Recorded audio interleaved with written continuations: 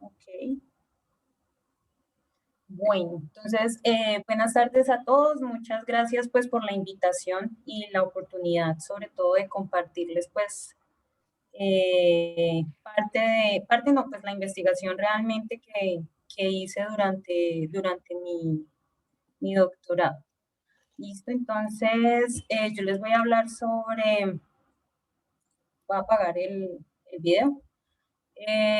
Voy a hablarles entonces sobre deformación de módulos finitamente generados sobre la álgebra repetitiva. ¿Listo? Entonces, pues lo primero entonces es cómo estar establecida la charla. Entonces, voy a dar unos preliminares, son muy cortos. Luego vamos a ver y unos resultados que se obtuvieron sobre ella al aplicar un producto tensor. Vamos a definir el funtor de deformación y ver el criterio de Sisinger y la continuidad de este funtor. Y por último, ver los resultados de la representabilidad y dos resultados pues más que surgieron al hacer este estudio. Entonces, primero vamos a fijar a lambda como una álgebra de dimensión finita con identidad. Vamos a tomar a lambda mod como la categoría finita, la categoría de módulos finitamente generados. Lambda gorro va a denotar el álgebra repetitiva de lambda y lambda gorro mod la correspondiente categoría de módulos finitamente generados sobre esta álgebra repetitiva. Q en general va a ser un quiver localmente acotado, KQ partido y pues el álgebra de caminos, donde I va a ser un ideal admisible, y Q gorro entonces va a ser el quiver repetitivo de Q, y similarmente entonces definimos KQ gorro partido y gorro como el álgebra de caminos repetitiva de, del anterior. ¿Listo? Entonces, vamos a empezar pues, recordando la definición de una categoría de Frobenius. Entonces, decimos que una categoría de módulos es Frobenius si es exacta y además tiene suficientes proyectivos e inyectivos y estos objetos coinciden. Entonces, definimos también el módulo, ¿cierto? El anillo de, perdón, el módulo, ¿cierto? Estable de los homomorfismos. Entonces vamos a definir la relación de el P-home como aquellos que tomando el home de cualquier parte de módulos, o sea, los homomorfismos de un módulo M a un módulo N, y le vamos a quitar todos los homomorfismos que se puedan factorar a través de un proyectivo, ¿listo? Y cuando tomamos el mismo módulo, entonces vamos a hablar del anillo de endomorfismos estable de ese módulo M, teniendo esa característica, que vamos a quitar los proyectivos, los morfismos que se factoran a través de proyectivos. Entonces recordamos ahora la definición de un quiver. Entonces simplemente tomamos el conjunto de vértices, el conjunto de flechas, las dos funciones, ¿cierto? Una es la que me va a arrojar el punto de comienzo de cada flecha y el otro es el punto donde termina. Entonces, Scrover en el 99 nos dice que cuando tengo un quiver finito con su conjunto de relaciones, donde pueden ser relaciones ceros o conmutativas, y ese Q IVAS es un quiver localmente acotado, entonces tomar las repeticiones del quiver, ¿cierto? Con el ideal repetitivo también me va a generar un álgebra, me va a generar el álgebra de caminos repetitiva para ese quiver que tengo allí. Perdón, ¿cómo es el quiver del álgebra repetitiva? La álgebra de la álgebra repetitiva es tomo un quiver finito, ¿cierto? Y lo que hago simplemente es hacer ese quiver repetitivo, ¿cierto? Luego con el ideal que yo tengo. Perdón, yo no sé, pero Sí, ¿cómo se hace el quiver repetitivo? El quiver repetitivo, lo que uno hace es tomar el mismo quiver y hacer infinitas copias. Sí, o sea, Ah, se hace infinitas copias y a través de las relaciones definidas sobre ese quiver original, uno halla los caminos maximales y con esos caminos maximales uno conecta las repeticiones de ese quiver. Perdón, no entendí. ¿Infinitas copias disjuntas? Sí, a ver, si quieren les muestro cómo, digamos, la construcción de uno dale, sí, particular. dale. ¿Listo? Denme un Sí. minutico y aquí abro donde pueda escribir.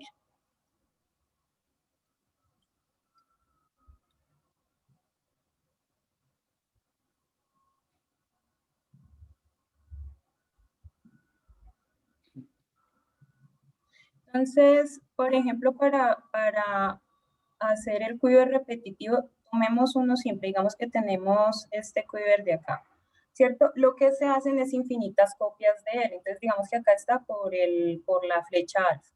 Entonces, lo que nosotros hacemos es por cada z, tomamos una copia de él, entonces lo indexamos, en general, pues, como yo lo trabajo, lo indexo así, z,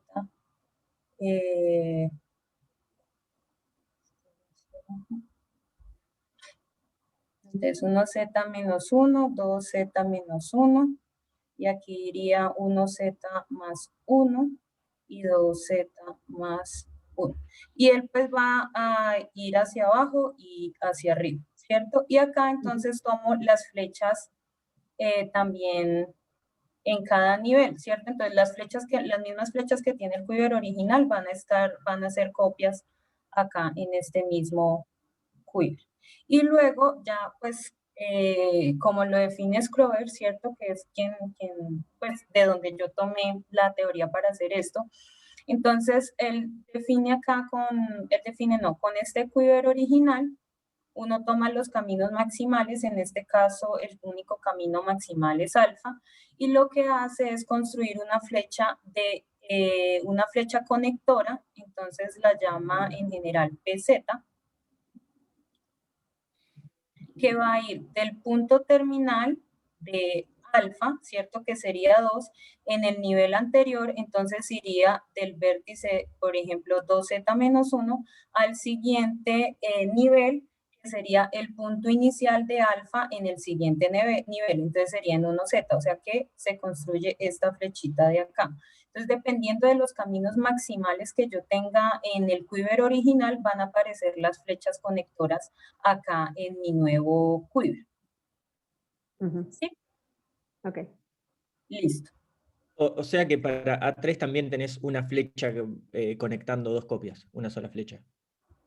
Para A3 es 1, 2, 3, ¿cierto? Y el único camino Claro. maximal es la composición de esas dos flechas. Sí, solo se tendría una flecha conectora entre cada copia. Perfecto. Por cada camino maximal aparece una flecha conectora. ¿Y en este caso no habría relaciones? Sí, claro, cuando uno ya, pues en este caso la única, ahí no habrían relaciones en el quiver original, ¿cierto? En el quiver repetitivo depende de las relaciones del quiver original, o sea, trae las relaciones en cada nivel del quiver original y además de eso se definen unas nuevas relaciones dentro del quiver repetitivo. Entonces, una de las condiciones es que acá en este nuevo quiver se definen los caminos completos. Entonces, los caminos completos es, por ejemplo, este camino acá, ¿sí? De 1z menos 1 a 1z, o también de 2z menos 1 a 2z. Serían esos dos los caminos completos. Y esos caminos completos van a generar ahora los caminos maximales del quiver repetitivo y esos son los que me definen las relaciones para el quiver repetitivo. Ok, o sea que en este caso... ¿Cuáles perdón. son las relaciones? Sí, no es lo mismo. Ahí las relaciones haciendo la concatenación sería alfa z menos 1, pz menos 1. Y la otra entonces sería pz, alfa z, perdón, pz menos 1, alfa z. Así que, o sea, me describe este caminito de acá, hasta acá, y me describe el otro que sería este de acá. Y ellos terminan siendo maximales, es decir, que si yo compongo, por ejemplo, aquí hacia atrás, vendría la flecha P Z menos 2. O sea que esta concatenación PZ menos 2, alfa Z menos 1, PZ menos 1 sería 0. Esta relación se anula. Lo mismo entonces si compongo aquí si concateno a derecha, o sea, si aquí alfa Z menos 1 le voy a pegar alfa Z, entonces esto se me hace ya 0. ¿Sí? Esas serían las condiciones para definir el nuevo ideal. O sea, acá para este de acá sería mi QV repetitivo y sobre él entonces defino mi ideal repetitivo también para tener las relaciones. ¿Listo? Sí. O sea, lo que estás diciendo es que eso presenta el álgebra repetitiva, o sea, el álgebra que tiene en la diagonal infinitas veces el álgebra y en la sobrediagonal infinitas veces el dual del álgebra. Sí, señor. Exactamente. Ok. Entonces, bueno, para recordar acá está la definición del álgebra especial biserial, es que en cada punto solo lleguen a lo más 2 flechas o que salgan a lo más 2 flechas y que la composición, cuando hago composición a derecha o a izquierda, a lo más una de estas relaciones no pertenezca al ideal. Similarmente no, definimos también el álgebra gentil, ¿cierto? Pues con las condiciones anteriores y a esto le adicionamos entonces que el ideal esté constituido por relaciones 0 de longitud 2 y que cuando tomo cualquier relación a derecha, pues compongo a derecha o a izquierda una flecha, entonces a lo más una de esas relaciones esté en el ideal. Y por último, un álgebra de cadena, entonces va a ser un álgebra que es especial biserial y el ideal y está generado por relaciones 0. Entonces, Schröder en el 99 también muestra que cuando yo tomo un álgebra de dimensión finita, y esa álgebra es gentil, entonces existe la relación de que el álgebra es gentil sí, solo sí, su álgebra repetitiva es especial biserial. Vamos ahora a introducir el criterio de Sissinger. Entonces, para el criterio de Sissinger, tomamos el producto fibrado, ¿cierto? Tenemos entonces en una categoría que existe el producto fibrado, dos funciones alfa y beta, y formamos nuestro producto fibrado como la terna que tenemos acá. Entonces, el criterio de Sissinger nos vamos a restringir a la categoría de K-álgebras completas netterianas conmutativas y locales con campo residual K, y esa va a ser C gorro, y C entonces va a ser la subcategoría completa de los objetos de C que son artinianos. Entonces, una característica que tenemos allí es que los objetos de C gorro yo los puedo ver como un límite inverso de objetos en C. Y estos R los vamos a llamar objetos. Entonces, tenemos que un funtor definido de C gorro en la categoría de conjuntos. Quando disse que os objetos são neuterianos, são locais, estás dizendo que o anel de endomorfismo é local ou que eles têm apenas um objeto maximal? Que tienen un objeto maximal, un único objeto maximal.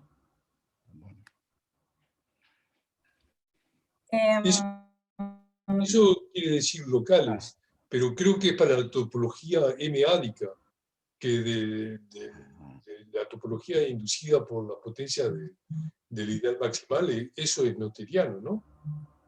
Eso deve ser neuteriano, acho, creo. Eso debe ser neuteriano para la topología M-ádica para el ideal máximo. Si no, no entiendo lo que quiere decir neuteriano.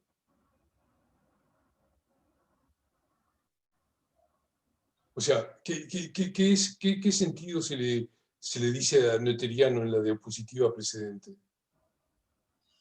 Pues Quer dizer que qualquer cadena de subobjetos tem objeto maximal? Não sei. sí, pues, sí, señor. Ok. Bueno, ok. Entonces vamos a decir que un funtor es representable si solo si el home de un objeto en especial es isomorfo, perdón, si el funtor termina siendo isomorfo al home de un objeto en particular, donde ese objeto particular está en la categoría. Y vamos a decir que el funtor es continuo si este morfismo definido de los objetos en C termina siendo un isomorfismo. Entonces, para probar el criterio, entonces vamos a tomar los objetos en la categoría anterior definida, o sea, como elementos artinianos. Vamos a tomar dos morfismos, alfa' y alfa2', y tomamos a alfa2' como una extensión pequeña. Y formamos con estos objetos formamos el pullback o el producto fibrado, ¿cierto? Y ahora entonces lo que nosotros hacemos entonces es definir esta función, ¿cierto? Pues por la propiedad universal del producto fibrado tenemos esta función de acá. Entonces lo que nosotros queremos estas tres proposiciones que tenemos acá. Entonces, lo primero es que esta función que encontramos acá es sobreyectiva siempre. En el caso en el que R sea K, R2' sea el anillo de números duales, entonces esta función termina siendo biyectiva, que la dimensión del espacio tangente, ¿cierto? O sea que del funtor evaluado en el anillo de números duales tiene dimensión finita, y vamos a decir que él va a ser pro-representable si en el caso que R' coincida con R2' y alfa' coincida con alfa2', entonces esta función termina siendo biyectiva. Entonces, ahora vamos a introducir el álgebra repetitiva. Entonces, como lo decían antes, vamos a tomar el dual, ¿cierto? El dual usual de lambda. El álgebra repetitiva se define como copias infinitas de lambda junto con copias infinitas de su dual. Esta álgebra, entonces su estructura de álgebra está dada por este producto que tenemos acá. Y algo pues en particular que hay que notar es que esta álgebra es de dimensión infinita y además no tiene identidad.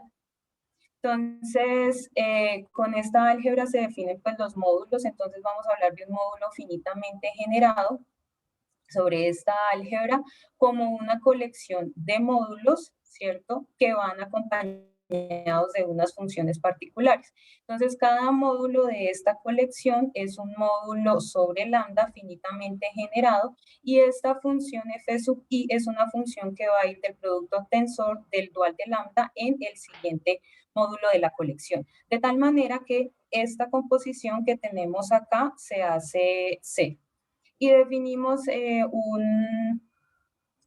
un morfismo entre dos módulos del álgebra repetitiva como una colección de funciones lambda lineales, ¿cierto? De tal manera que este diagrama de acá que tenemos es un diagrama conmutativo. Entonces, con esta estructura, entonces al tensorizar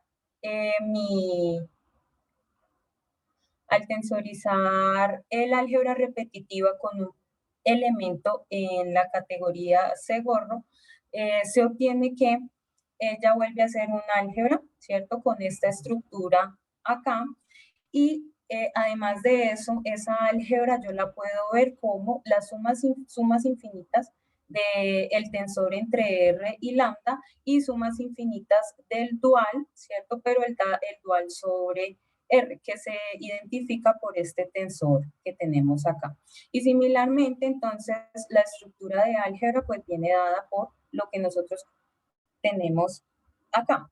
Entonces, con esta estructura se definen unos elementos en particulares que son estos gorro JR, ¿cierto? Que es el tensor de la identidad en el anillo con este elemento delta IJ0, donde este delta IJ es la función delta de Kronecker. Entonces, estos elementos que se definen acá me ayudan a descomponer un módulo de esta nueva álgebra de R lambda gorro. Y vemos que se puede ver como esta colección que tenemos acá, de estos elementos que definimos por el módulo que tenemos. De esta manera, entonces, podemos afirmar que los módulos finitamente generados sobre R lambda gorro módulo también van a ser una colección de módulos. O sea que este módulo de acá lo podemos ver como la colección MI, G sub I, ¿cierto? Donde estos MI van a ser R lambda gorro módulos, estas G sub I van a ser R lambda lineales y también se cumple la misma estructura que veíamos anteriormente sobre la álgebra repetitiva. Es decir, que este producto acá, esta composición se hace cero. Y similarmente, si un morfismo entre dos módulos va a ser una colección de morfismos de tal manera que este diagrama es conmutativo. O sea que toda la estructura que tenemos de el álgebra repetitiva también se lleva a esta álgebra que se obtiene de tensorizar. Entonces, otra cosa también que se probó es que cuando nosotros tenemos un conjunto completo de elementos primitivos, entonces podemos encontrar cuáles son los proyectivos indescomponibles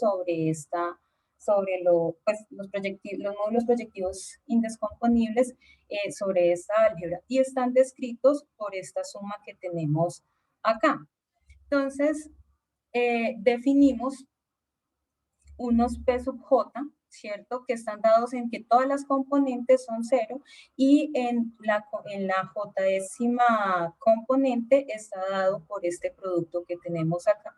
Se prueba así, entonces, con esta estructura de estos módulos que los indescomponibles son isomorfos a estos P sub J. O sea que tenemos una manera de ver a los proyectivos indescomponibles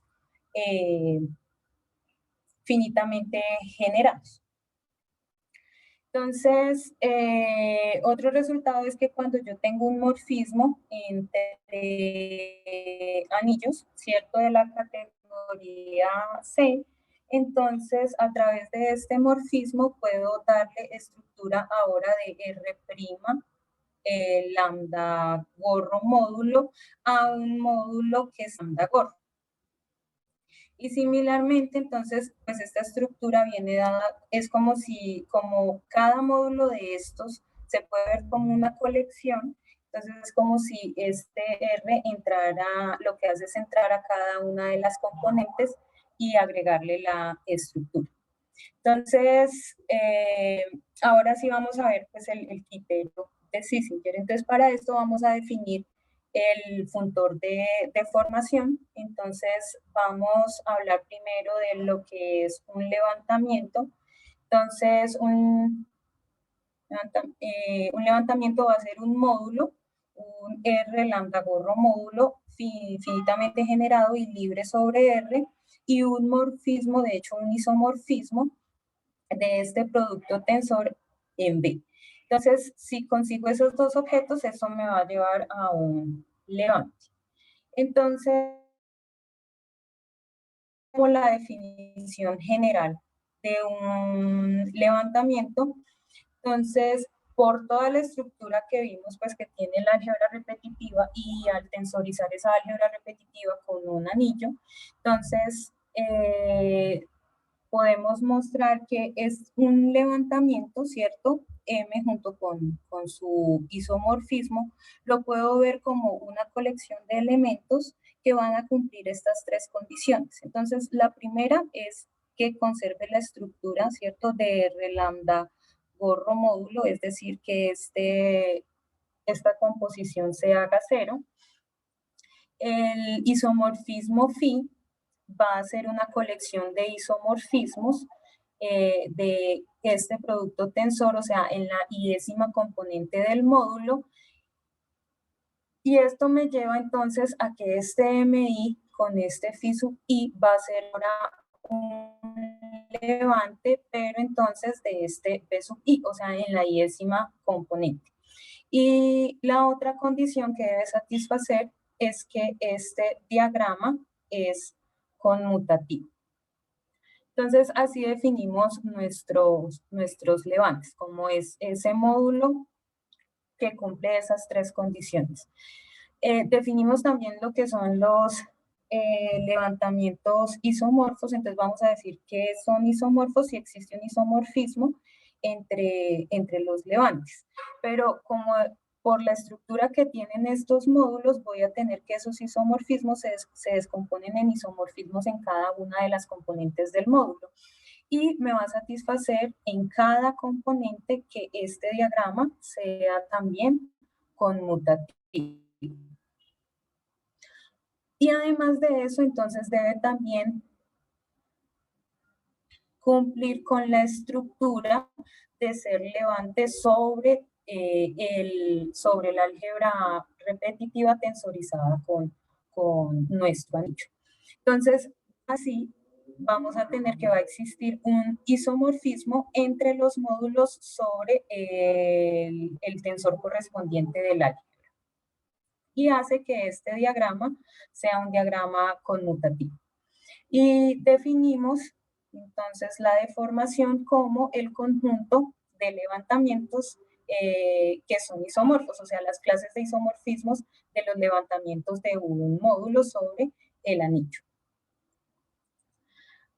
Definimos entonces ahora sí el funtor de deformación, entonces para cada elemento en R, entonces el funtor evaluado a él va a ser el conjunto de deformaciones y por la estructura que se agrega, ¿cierto? Cuando yo tengo un morfismo entre anillos, entonces voy a poder módulo sobre R en las deformaciones del mismo módulo sobre el R', donde pues este M' se define a través de este alfa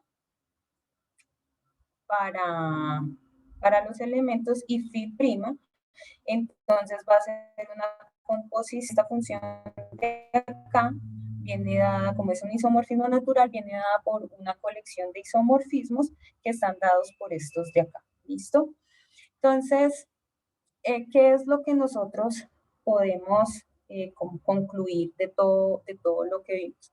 Que estas deformaciones, por la manera y por la estructura que tienen nuestros módulos, se puede ver contenida en una suma de deformaciones en cada uno de los módulos en la i-décima componente, ¿cierto? O sea, estas deformaciones, ¿cierto? Entonces, en cada una de las componentes yo puedo moverme del levantamiento M sub i al M sub i' correspondiente. Y esto nos lleva a concluir que efectivamente esta función que tenemos acá va a ser un funtor de deformación. Es como restringir el funtor general a la i-décima componente. Entonces, con lo anterior podemos hablar de una función proyección, ¿cierto? Que va a ser andar en la deformación correspondiente en la i-décima componente. Entonces, también se muestra que si tengo un morfismo, entonces al proyectar en cada una de las i-décimas componentes correspondientes, entonces acá también voy a tener un morfismo que va a ir de las proyecciones de las deformaciones correspondientes. Entonces, recordando nuestro pullback, ¿cierto? Del cual habíamos hablado, entonces vamos ahora simplemente a anotar este producto que tenemos aquí con este R para poder hablar entonces de nuestro criterio. Entonces, para nuestro funtor de deformación, entonces por la propiedad universal del producto fibrado, tenemos que existe esta función B.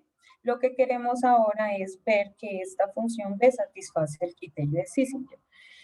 Nuevamente, por toda la estructura que nosotros acabamos de ver, esa función B y las proyecciones que vimos, entonces se puede probar que esa función B la voy a poder ver como una colección de estas funciones B sub I, que simplemente van a ser las funciones de los pullback correspondientes en las iésimas componentes que tenemos. Entonces, así nuestra B se puede descomponer como esas B sub I que tenemos acá.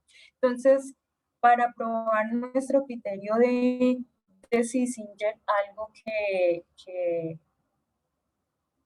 pues para mencionar es que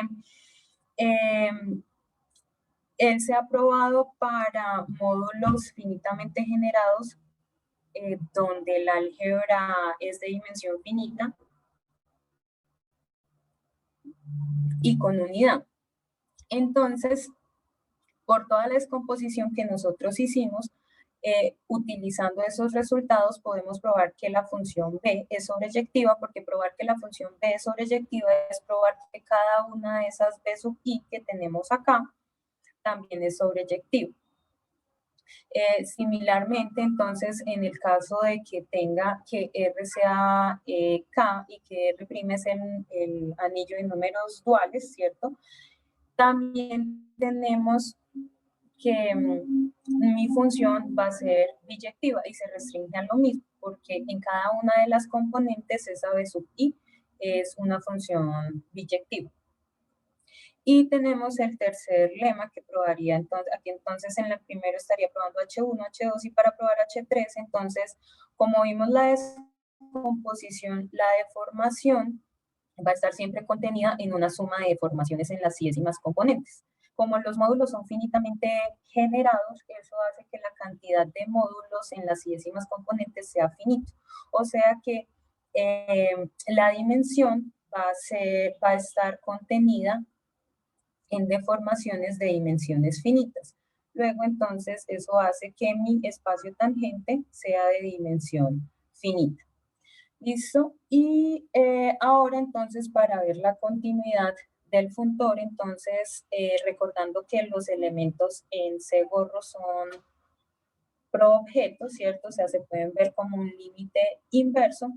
Tenemos las proyecciones naturales, en este Rn, donde este Rn es este cociente y este M es el ideal maximal del anillo. Tenemos estas proyecciones n más 1 a n que van de estos dos anillos. Entonces, queremos mostrar que tenemos un isomorfismo entre estos dos elementos. Entonces, lo que hacemos es definir una función, ¿cierto?, de las deformaciones de R en este límite de deformaciones. Y mostramos, pues lo que se quiere mostrar es que efectivamente esa función es una función biyectiva.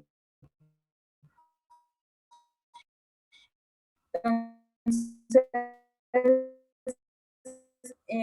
¿qué es lo que nosotros hacemos? Simplemente para el caso de probar que es sobreyectiva. Una construcción similar se hace para mostrar que mi función también es una función inyectiva. Entonces, hasta aquí habríamos probado entonces que mi funtor es continuo y que además satisface las tres primeras propiedades del criterio de Sisinger. Entonces, para probar el último criterio, que es justamente la representabilidad del funtor, lo que nosotros hacemos es suponer que el anillo de endomorfismos estables del módulo es isomorfo acá. Y antes de poder probar el último criterio, la última condición, pues obtenemos algunos lemas para poderle dar, para poder justamente probar ese criterio. Entonces, el primero es que si yo tomo un proyecto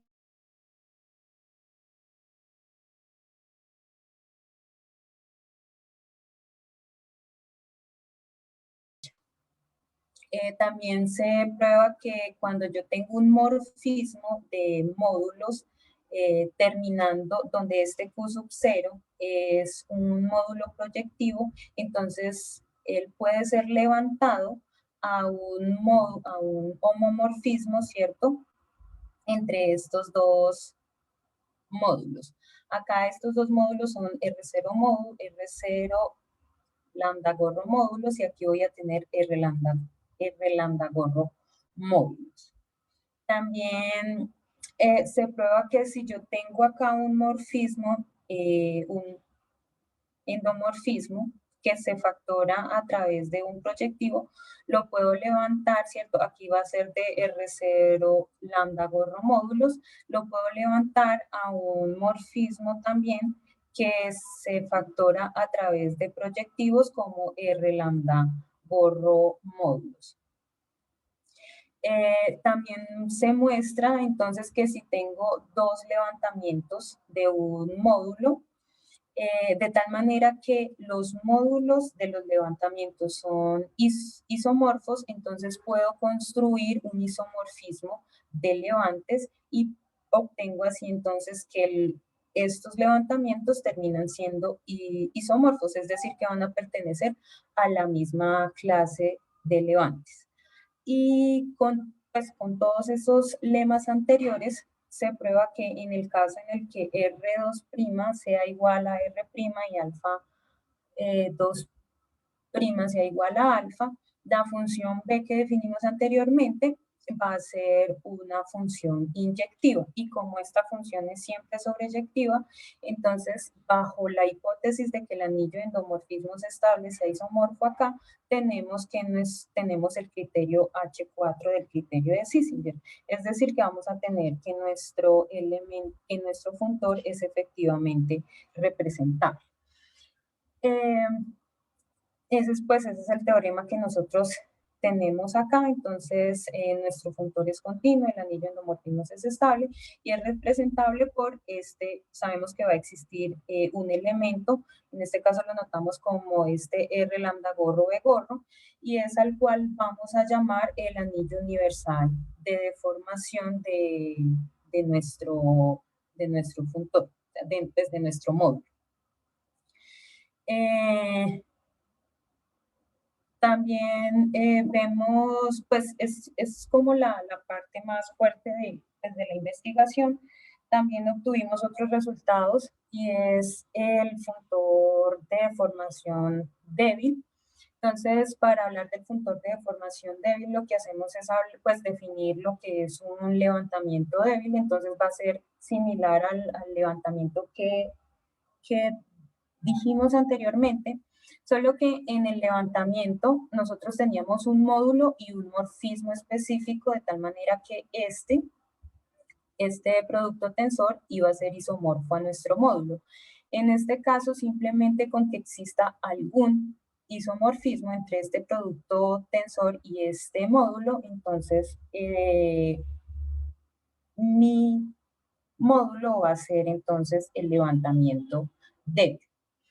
Definimos también lo que son los dos levantamientos débiles. Entonces, si existe un morfismo entre los módulos, entonces voy a tener que los levantamientos débiles correspondientes son isomorfos, y definimos una deformación débil como el conjunto de clases de isomorfismos de esos levantamientos débiles. Entonces, lo que nosotros probamos es que bajo la hipótesis nuevamente de que nuestro anillo de endomorfismos estables del módulo sea isomorfo acá,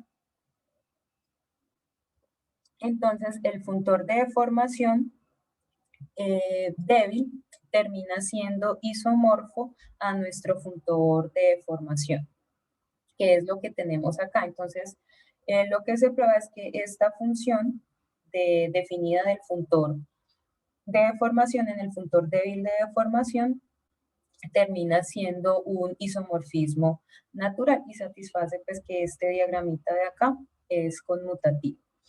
También se muestra que el funtor de deformación es invariante bajo syzygies.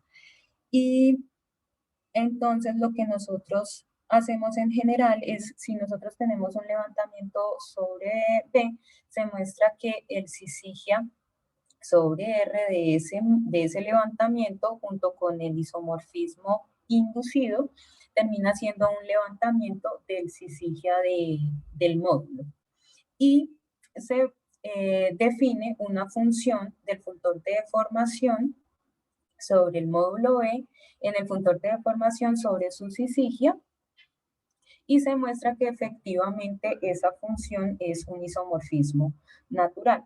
Entonces, con este resultado, probamos entonces que el funtor de deformación para el módulo y su syzygia van a coincidir y su anillo universal de deformación va a ser el mismo. Y también se prueba que para proyectivos, para sumandos proyectivos directos también es invariante. Es decir, que si yo tengo el funtor de deformación definido sobre un módulo, al agregarle a ese módulo un proyectivo, entonces sigue siendo el funtor de deformación, sigue siendo el mismo y el anillo universal de deformación también lo es. En ese caso, entonces, también se define una función entre estos dos funtores, por llamarlo de alguna manera. Se tiene que este diagrama es conmutativo y la función termina siendo biyectiva. Entonces, esos son los resultados importantes de la investigación. Y acá entonces tenemos ya un caso particular, pues un ejemplo, todo lo que se hizo aplicado a un ejemplo. Entonces vamos a tomar el quiver 2 del álgebra de 2 Kronecker. Entonces está dado por este quiver de acá. Como les dije al principio de la charla, entonces hay una manera de construir el quiver repetitivo. Entonces, en este caso tengo dos caminos maximales, entonces me va a generar estas dos flechas conectoras que tengo acá en cada nivel. Y el ideal repetitivo de este quiver va a estar dado por estas relaciones que tenemos acá.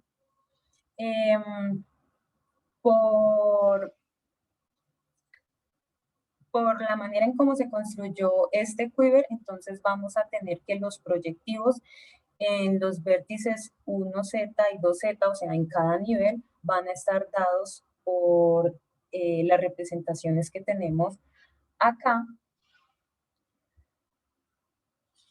Y entonces, con estos módulos, lo que hacemos es construir el quiver estable de Auslander-Reiten para cada uno de los módulos simples que tenemos allí, o sea, el simple 1Z y el simple 2Z.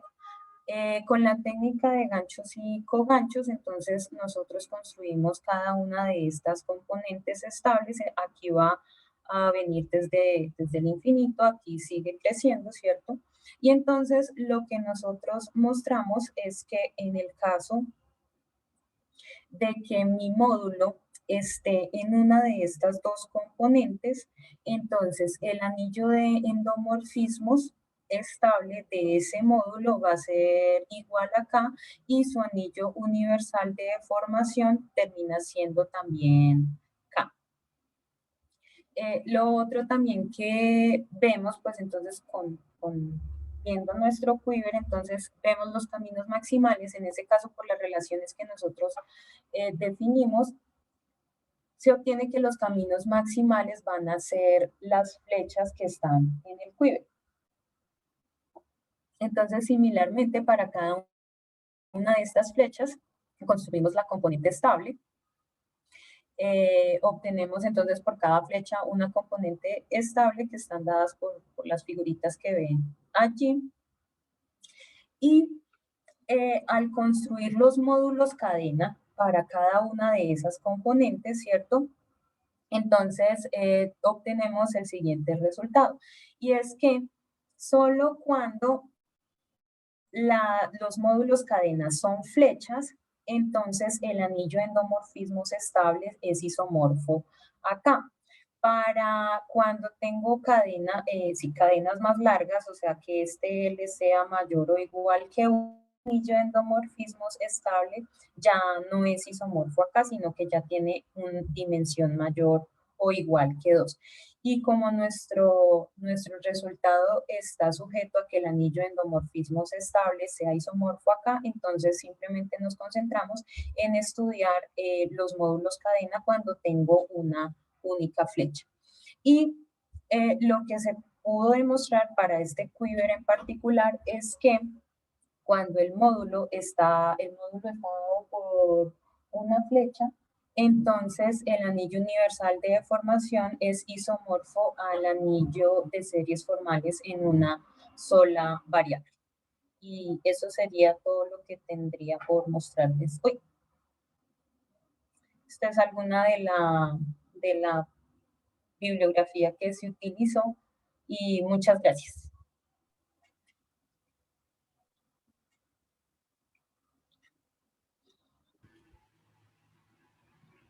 Bien. ¿Preguntas?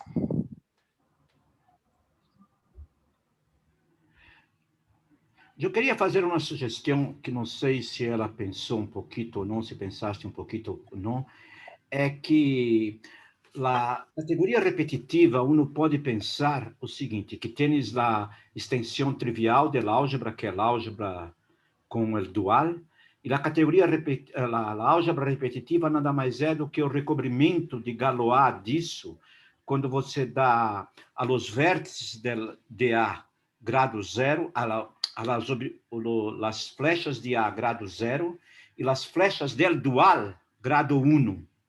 Então, isso passa a ser, a álgebra repetitiva é um recobrimento de Galois disso, aqui abaixo, e uno pode pensar nos módulos acima como sendo módulos graduados sobre a álgebra abaixo. É que talvez isso, não sei, mas me pareceu que isso poderia ser uma coisa interessante de explorar, entender? Talvez uno possa dizer alguma coisa mirando a isso. Só uma sugestão, nada mais. Ok. Muchas gracias.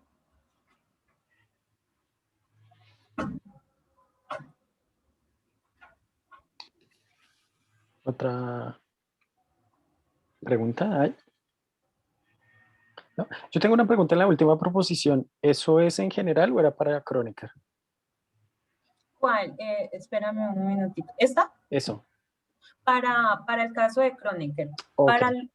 Para otros casos, o sea, se ha hecho cuenta sobre otros quivers, o sea, sí, sobre otras álgebras, pero no, digamos que de todas las que se han estudiado o hemos alcanzado a estudiar, esta es la que nos dio algo diferente a que el anillo universal de deformación solo fuera acá. Una pregunta más. ¿Tenés algún ejemplo donde partan de un álgebra con relaciones? O sea, un álgebra que tenga deformaciones ella misma, ¿no? Un ejemplo. O sea, que la relación es que venga ella con relaciones, ¿sí? Claro. Ah, bueno, denme un minutico y yo busco que sí tengo, solo que no la tengo aquí a la mano. Vale.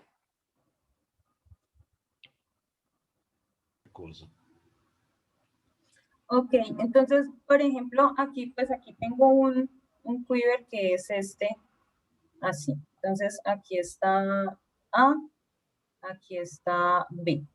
Y las relaciones para este quiver, entonces, está dada por AB y BA, ¿cierto?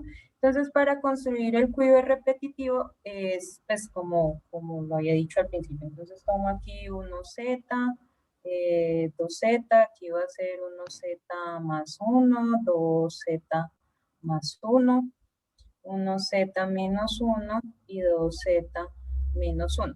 Entonces arrastro, bueno, aquí va hacia arriba y acá hacia abajo. Entonces me quedaría acá a z más 1 y aquí bz más 1. Acá voy a tener lo mismo.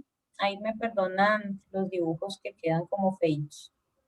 Entonces acá tengo AZ, acá tengo ABZ, acá tengo AZ menos 1, BZ menos 1. Entonces, para construir el quiver, entonces lo que hago es ver los caminos maximales. En este caso tengo dos caminos maximales. Uno va a ser, digamos, P igual a, ¿cierto? Que sería el primer camino maximal. Y el otro camino maximal sería Q igual a B. Entonces, lo que tengo que ver allí es dónde termina este primer camino maximal. Entonces, el primer camino maximal termina en 2. O sea que voy a construir una flecha PZ, ¿cierto? De 2Z en el nivel, al nivel inferior, o sea, a 1Z menos 1, que es donde empieza mi A. Y por el otro lado tengo la otra flecha conectora QZ, que va a ir de 1Z a 2Z menos 1, ¿cierto? El punto inicial de B, el punto final de B al punto inicial de B. Y entonces así obtengo estas dos flechas. Entonces, esta de acá sería de 2Z al nivel anterior, que sería dada por P, este sería PZ más 1. Y la otra flecha entonces iría hacia acá, que sería esta QZ más 1. Entonces acá tendría a QZ, acá tendría a PZ, ¿cierto? Ahora, para construir ¿cómo se llama? El ideal repetitivo, ¿cierto? El igorro. Entonces, como está definido es, si hay relaciones en mi quiver original, esas relaciones las debo arrastrar en cada nivel. O sea que aquí tendría la relación AZ, BZ y BZ, AZ, ¿cierto? Me traigo esas dos relaciones.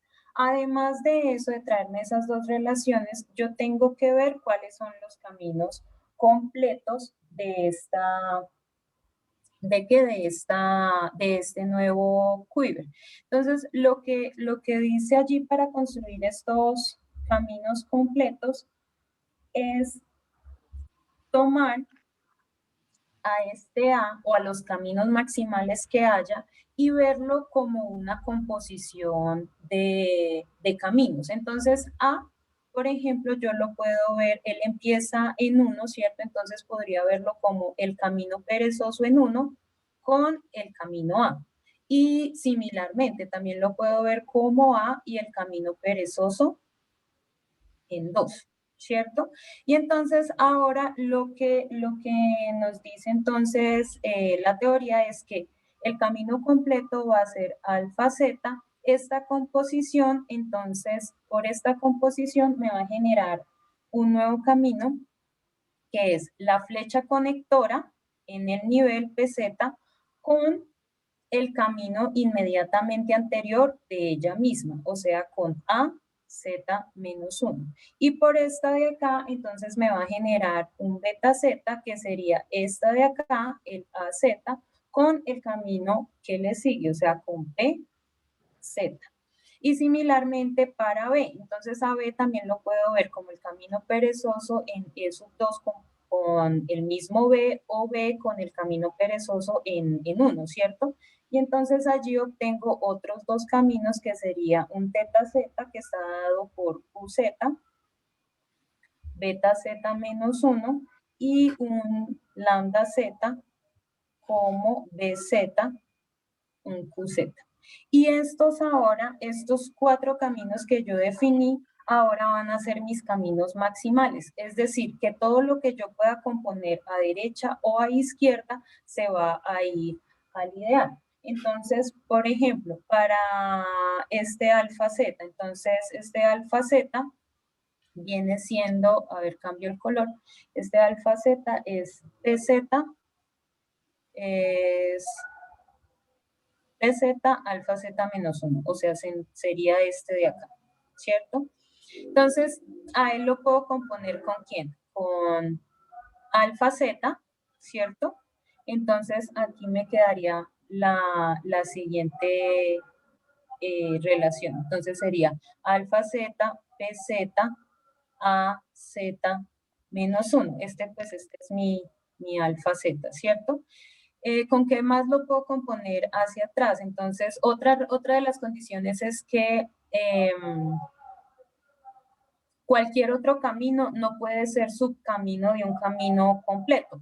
Entonces, aquí también tendría la siguiente relación, QZ más 1, mi alfa Z, ¿cierto? No lo puedo componer con nada que pueda componer a izquierda. Y similarmente a derecha, entonces me quedaría alfa Z, lo podría con alfa Z termina en AZ menos 1, entonces por esta relación, entonces ya no lo puedo componer con beta z menos 1, pero sí lo podría componer con este pz menos 1. Entonces ese pz menos 1, pz menos 1 se me va a ir al ideal. Y así lo mismo con este beta z, con el teta z y con el lambda z. Entonces todo lo que pueda componer a derecha o a izquierda de esas flechas, de esos caminos maximales, entonces lo voy metiendo al ideal. Y entonces las deformaciones. Pero un momentito, ¿acá no hay relaciones de conmutación? También tengo que ver las relaciones conmutativas. Entonces, allí una de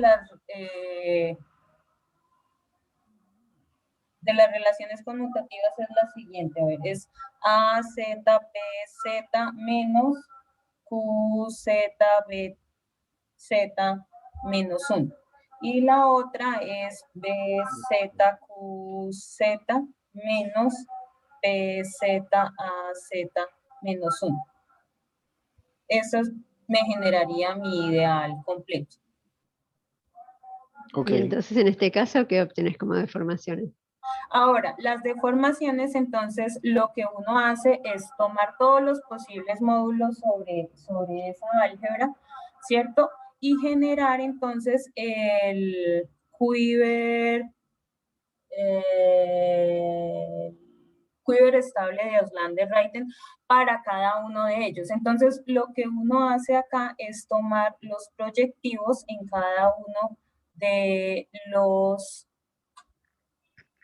vértices, ¿cierto? Entonces, para este caso, entonces, acá yo tengo que este es 1z, este es 2z menos 1, 2z, 1z menos 1, acá tengo 2z, 1z menos 1, 1z y 2z menos 1. Ahora, con estos proyectivos construyo ¿dónde está? Las componentes estables y, por ejemplo, para lo que uno hace es tomar, por ejemplo, este 1z, ¿cierto? A este 1z lo que hacemos es entonces hallar el anillo endomorfismos estables del módulo y en este caso en particular, si la memoria no me falla, todos estos me dan isomorfos acá, ¿cierto? Ahora, para hallar pues, el anillo universal de deformación, entonces nosotros lo que hacemos es calcular la dimensión del lex de, ahora no me acuerdo.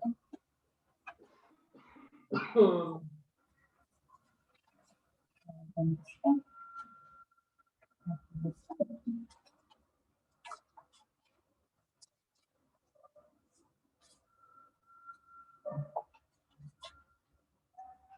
Ajá. Del ex del módulo, ¿cierto? Pero entonces, lo podemos calcular a través del home de el syzygia del módulo con el módulo, ¿cierto? Entonces hacemos el syzygia. Entonces el syzygia de este 1Z es el siguiente módulo, ¿cierto? Y queremos ver entonces cuántos morfismos hay del home a este, del syzygia a este módulo, ¿cierto?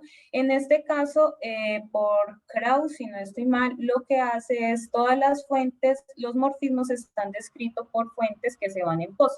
En este caso, las fuentes son este 2Z-1 o este 2Z o todo el módulo completo. Si alguno de estos lo puedo meter acá, entonces va a existir un morfismo. Para este caso, por ejemplo, entonces 2Z no lo puedo meter en 1Z, 2Z-1 no lo puedo meter en 1Z, 2Z tampoco lo puedo meter en 1Z, y todo el módulo pues, no va a estar acá. Entonces, en este caso, este home es 0, entonces este me va a dar 0, y en ese caso no hay nada que estudiar allí. ¿Listo? Solo tendría que el anillo endomorfismo es isomorfo acá, y para eso hay un resultado que cuando es isomorfo acá y no puedo, solo está la identidad, entonces el anillo universal de deformación es también K. Ah, ok. Bueno, muchas gracias. Vale. Es extraño porque esta es una álgebra, bueno, como Cristian sabe, tiene la misma extensión trivial que la Kronecker, y si pensamos en lo que decía Eduardo de los cubrimientos de Galois, entonces yo pensaba que iba a darte lo mismo también, pero bueno, no, evidentemente. Así que bueno, gracias. Bueno, a ustedes, muchas gracias. Gracias. Hasta luego.